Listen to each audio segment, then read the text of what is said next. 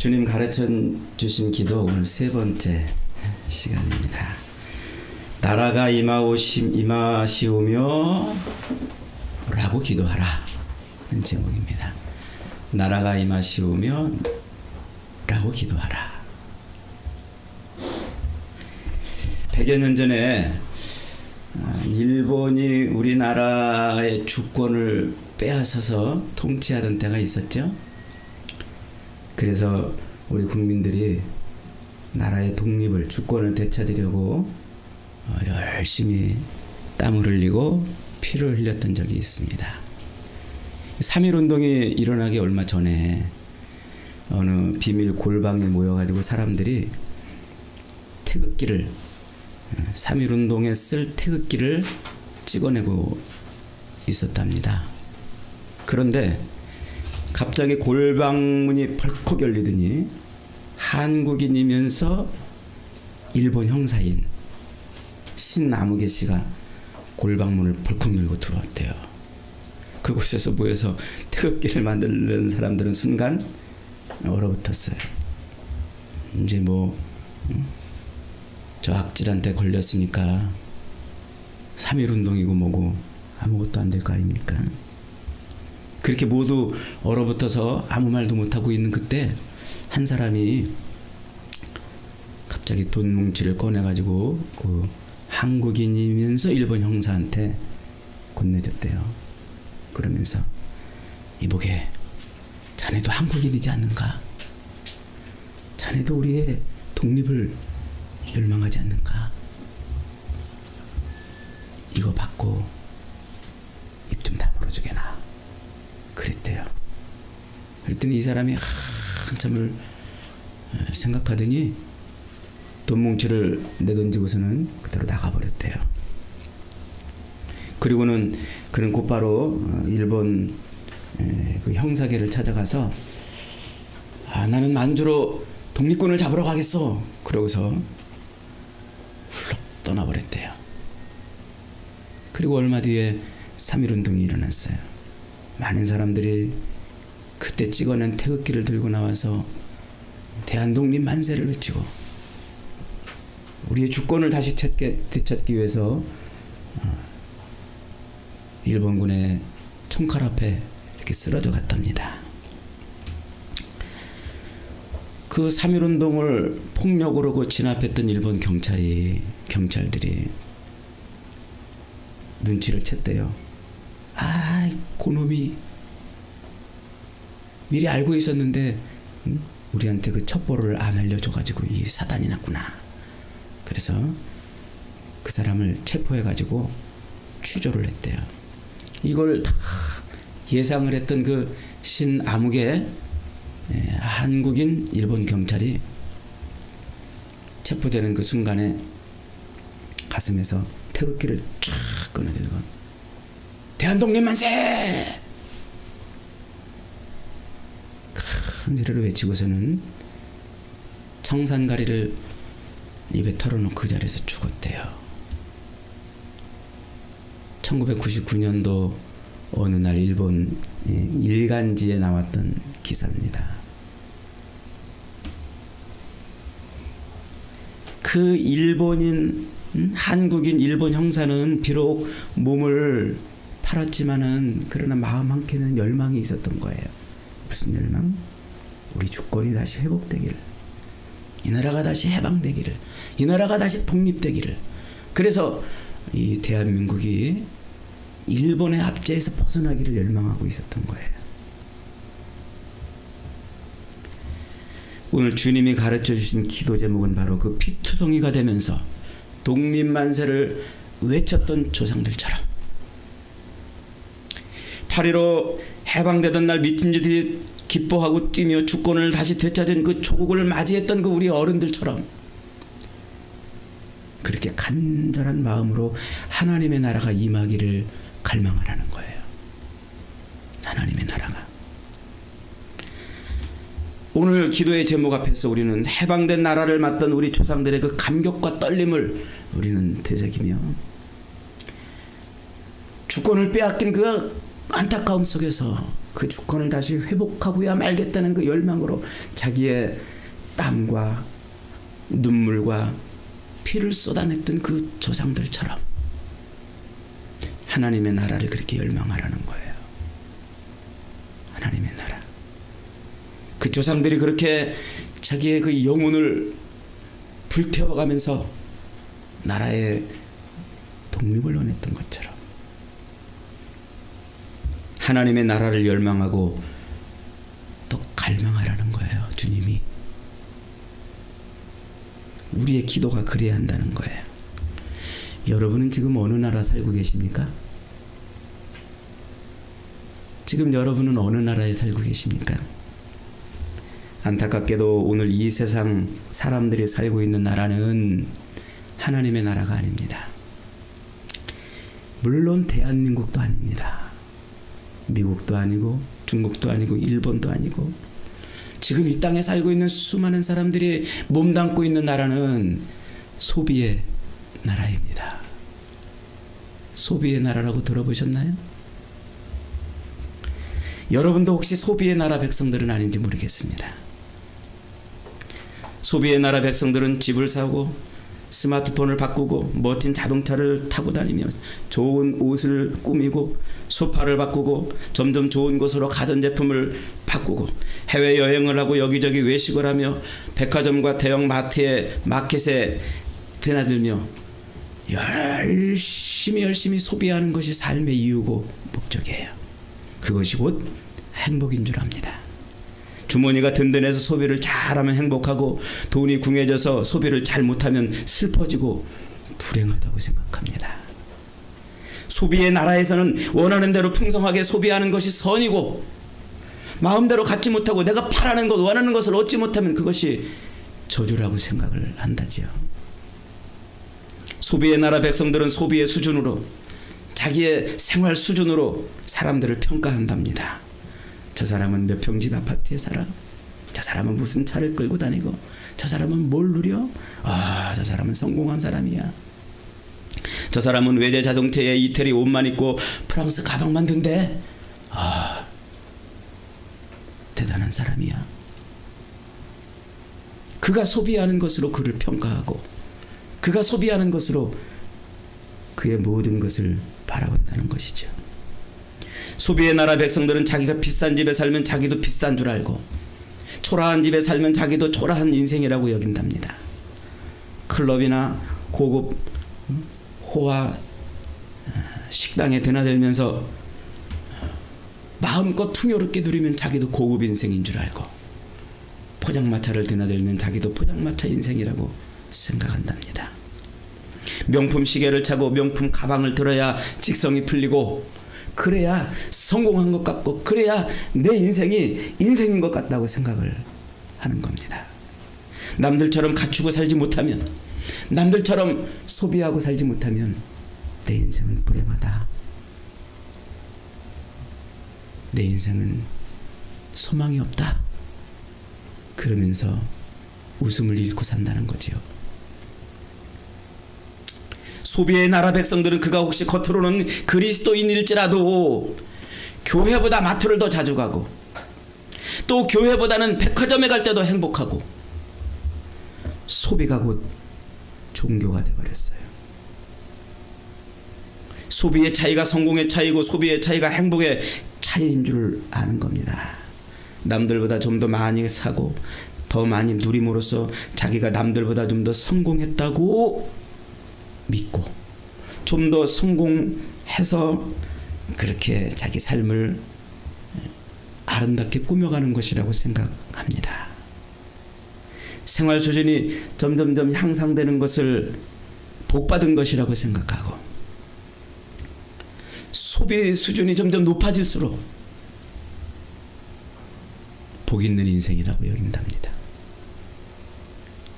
결국 소비사회는 끝없는 욕망과 최대한의 충족이 곧 선이고 은총이고 복이라고 여기게 만드는 거예요. 그리고 절제하라. 절제는 실패와 불행의 다른 이름에 불과하다고 없는 사람들이 하는 변명이라고 여깁니다.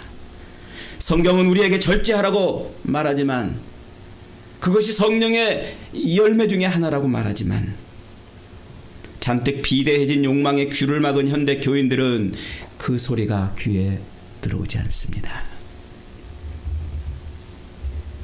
여러분은 지금 어느 나라에 살고 있나요?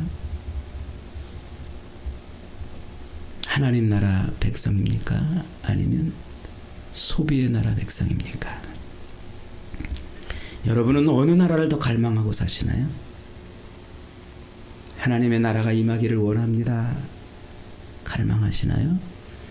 더 많이 더 소비하고 더 풍족히 누리기를 열망하고 사시나요?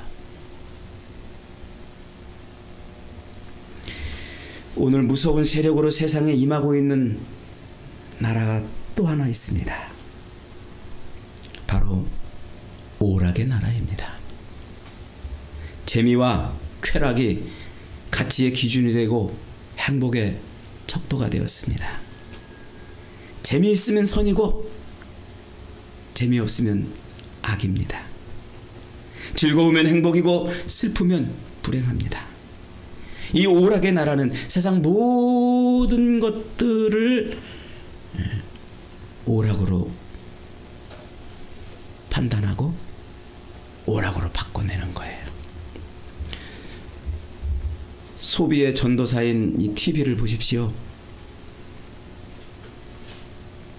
우리 주변의 모든 것들을 다 오락거리로 만들어내지 않습니까? 참 놀라운 거예요. 쉬지 않고 우리 주변의 모든 것들을 다 오락거리로 만들어내요. 이 TV에 들어가기만 하면, TV에 들어갔다만 나오면 모든 게 다 오락거리가 돼버려요. 정치도 오락거리가 되고, 부모 자녀 관계도, 부부 관계도 오락거리가 되고, 이성 관계도 오락거리가 되고, 심지어 죽고 죽이는 이런 전쟁까지도 어느 틈엔가 오락거리로 바꿔냈어요.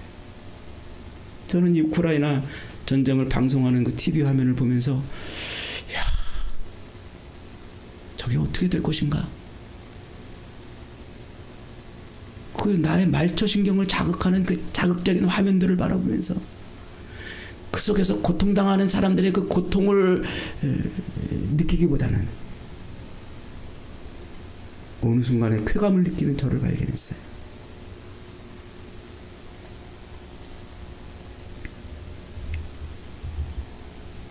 사람들은 그것을 보며 재미있어하고 만족을 느끼고 고통을 잊습니다. 참 놀라운 기술이죠.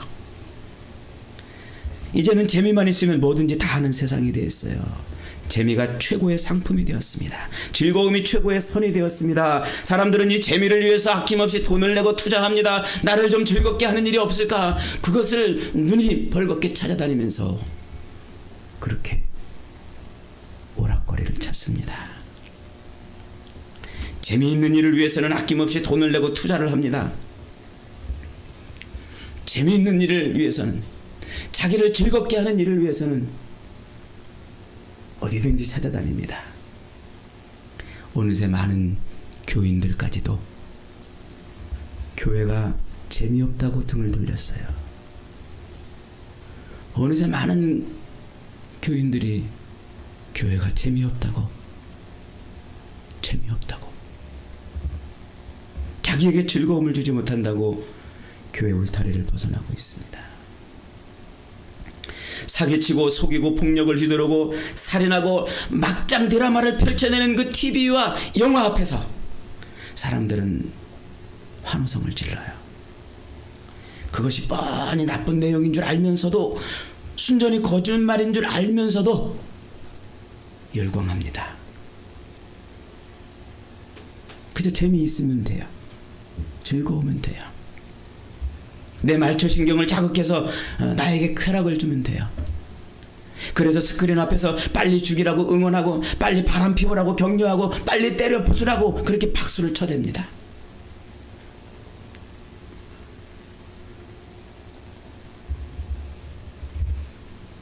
그 순간, 그 TV 앞에 서 있는 그 순간 우리의 마음과 의식은 그 오락의 힘에 완전히 정복당해 있는 거예요. 오락의 힘에. 그리고 그 즐거움과 쾌락 때문에 내 마음과 정성과 시간과 돈을 다 쏟아 부으면서 열심히 찾아다니는 거예요. 한국 교회를 보세요. 요즘에 코로나 이후에 그런 현상이 더 심해졌다고 그래요. 젊은이들이 교회 예배드리러 한번 나오는 데는 아주 젖먹던 힘까지 다 해야 겨우 예배 한번 나온대요. 그러나 영화를 보라고 그러고 게임하고 술 먹고 놀라고 그러면 기꺼이 고민 없이 어디든지 달려간답니다.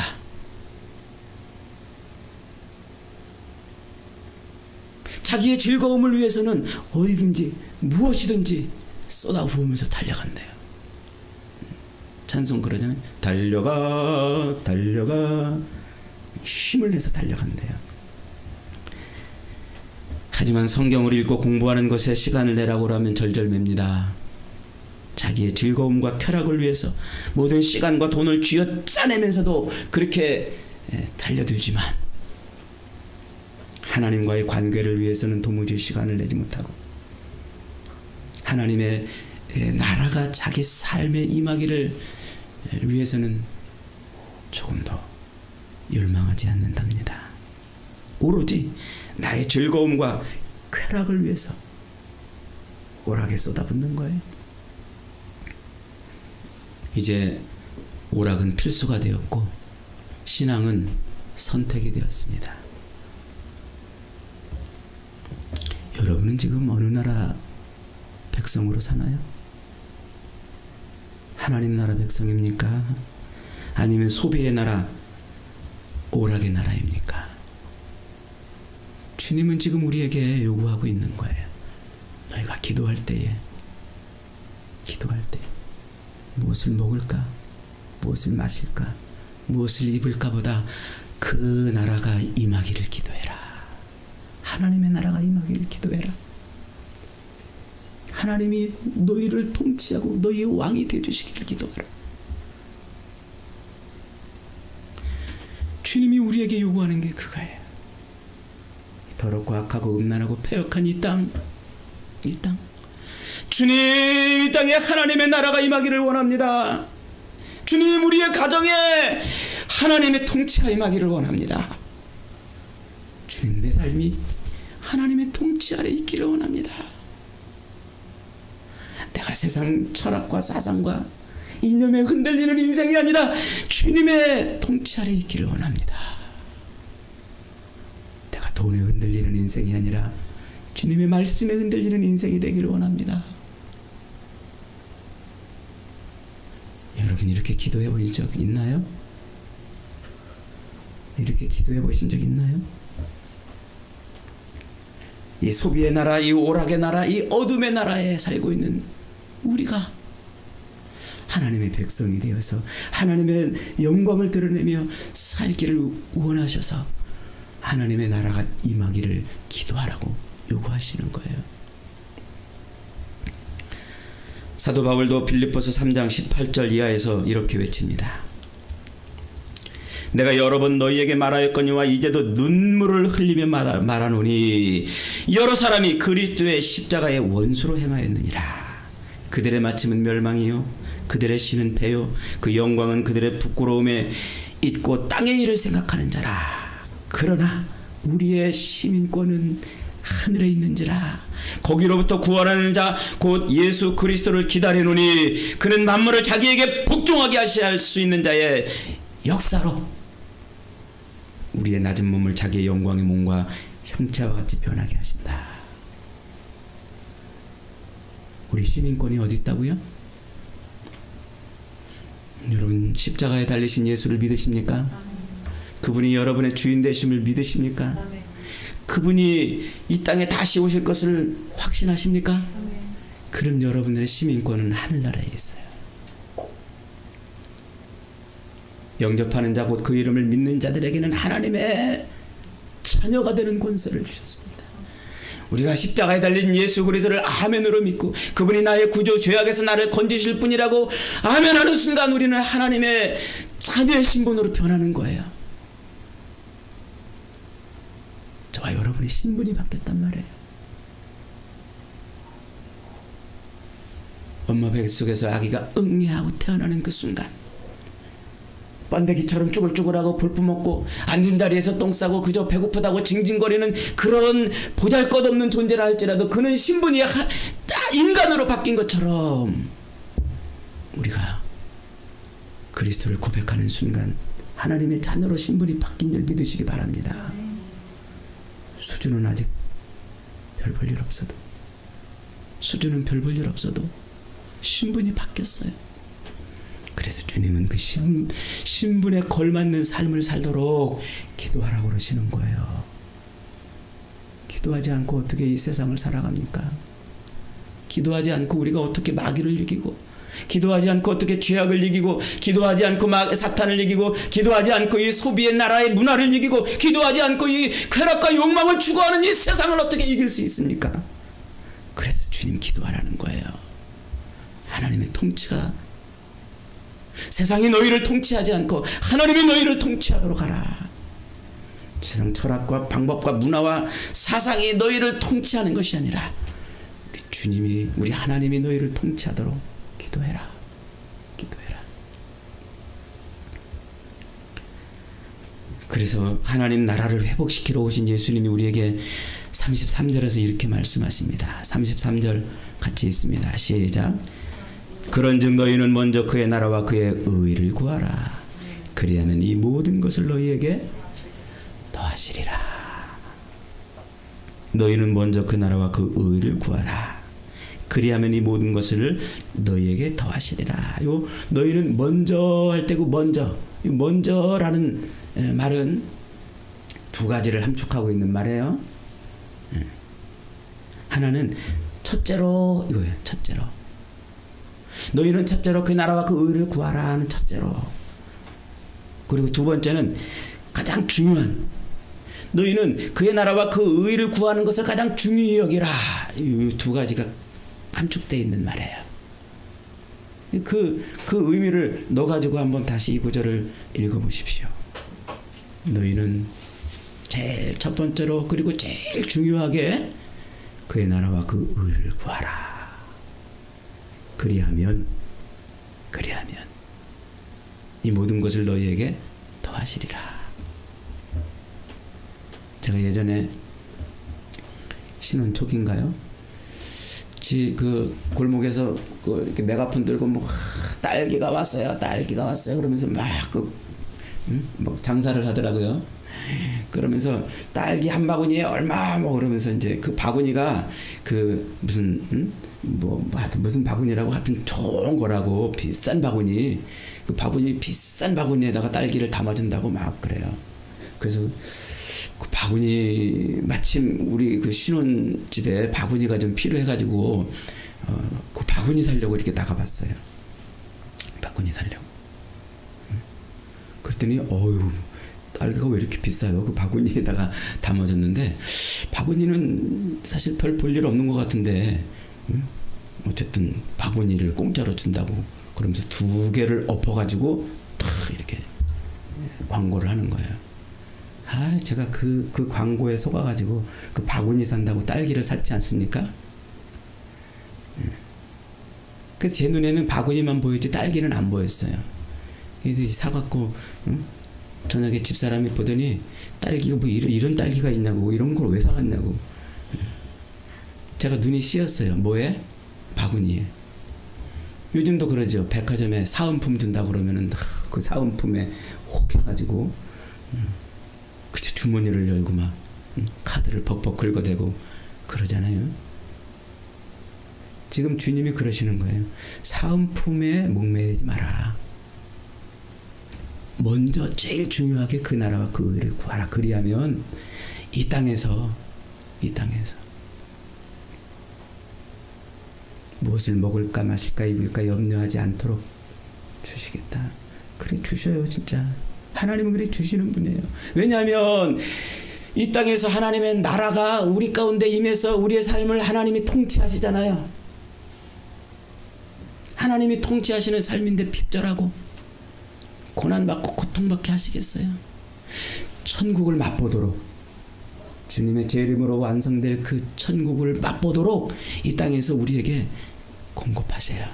그걸 맛보면서 우리는 하나님 나라를 이해하고, 그걸 맛보면서 우리는 하나님 나라를 확신하고, 그걸 맛보면서 우리는 하나님 나라를 소망하며 이 악한 세상을 버티며 살아가는 거예요.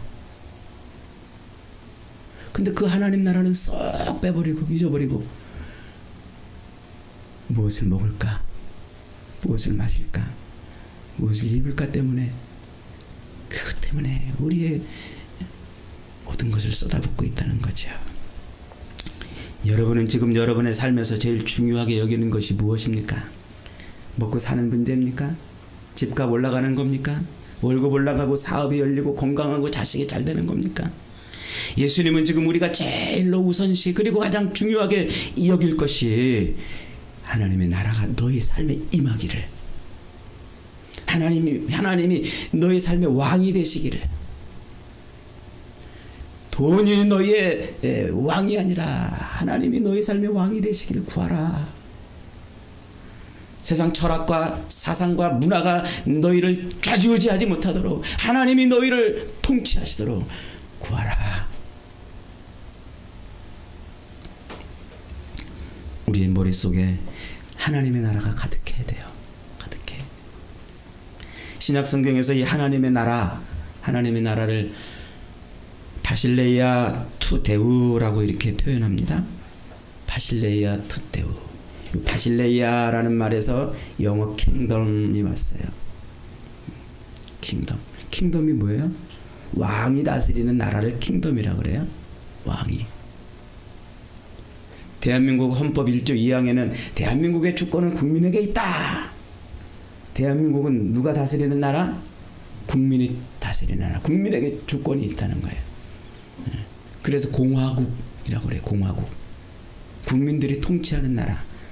우리 5천만이 다 나서가지고 다 내가 통치하려고 막 하면 시끄럽고 혼란스러우니까 우리는 대의 민주주의를 택하는 거예요. 우리 대표를 뽑아가지고 그가 통치하고 그가 법을 만들고 그렇게 하는 거예요.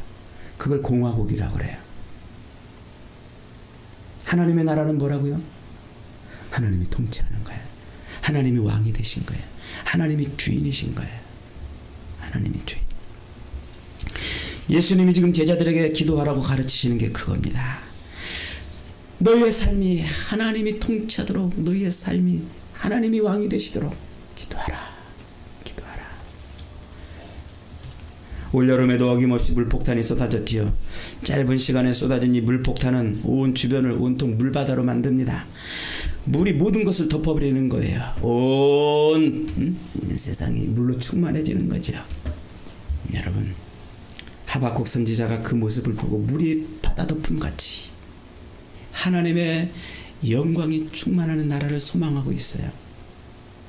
물이 바다 덮음같이 여호와의 영광이, 물이 바다 덮음같이 여호와의 영광이 충만하는, 그걸 기도해야 돼요. 기도. 그래서 온 세상 사람들이 하나님이 왕이시구나. 하나님이 왕이시구나. 하나님이 세상을 통치하시는구나. 하나님이 세상을 주물러 가시는구나. 이 세상은 하나님의 손끝에서 움직여지는구나. 온 세상 사람들이 만민이 고백하고 통치하고 그 앞에 무릎 꿇고 그 통치 앞에 무릎 꿇고 그런 나라가 오기를 기도하는 거예요.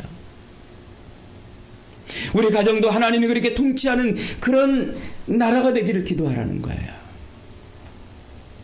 술 먹은 아버지가 통치하는 것이 아니라,